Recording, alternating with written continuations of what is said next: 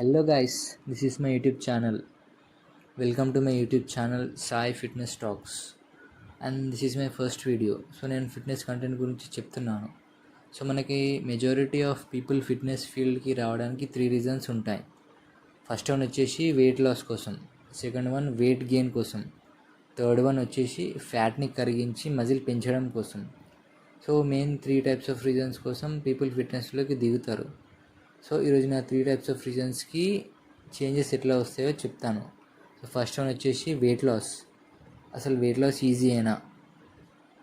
దీనికి ఆన్సర్ ఏంటంటే, మనం డైలీ ఫుడ్ తీసుకునే బట్టి ఉంటుంది.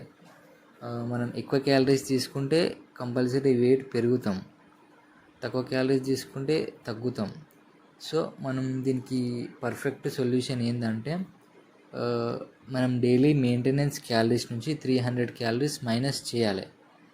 అప్పుడు మనం వెయిట్ లాస్ అవుతాం. ఇది డైలీ చేయాలి. ఓకే. సెకండ్ కేటగిరీ వచ్చేసి వెయిట్ గెయిన్. వెయిట్ గెయిన్కి కూడా చాలామంది ట్రై చేస్తారు, కానీ మెజారిటీ ఆఫ్ ద పీపుల్ క్యాలరీస్ని సరిగా మెయింటైన్ చేయరు, బ్యాలెన్స్ చేయరు. సో దీనికి క్యాలరీస్ ఎట్లా ఉండాలంటే, మనం మెయింటెనెన్స్ క్యాలరీస్కి 300 క్యాలరీస్ సర్ప్లస్ ఉండాలి. ఎప్పుడు అంటే 300 క్యాలరీస్ ఎక్కువ తినాలి. అప్పుడు మనం వెయిట్ ఈజీగా పెరుగుతాం. అండ్ థర్డ్ వన్ వచ్చేసి ఫ్యాట్ కరిగించడం, మజిల్ పెంచడం. ఇది ఎక్కువ జిమ్ చేసే వాళ్ళు చేస్తారు. అండ్ మామూలుగా ఇంట్లో వెయిట్స్ లేపేవాళ్ళు ఇట్లా చేస్తారు.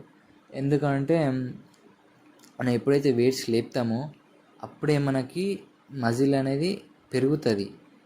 సో అప్పుడు మనం కరెక్ట్గా ప్రాపర్ ఫుడ్ ఇచ్చినామనుకో దానికి, అండ్ స్లీప్ కూడా ఇచ్చినామనుకో, అప్పుడు మజిల్ అనేది పెరుగుతుంది, ఫ్యాట్ ఆటోమేటిక్గా తగ్గిపోతుంది.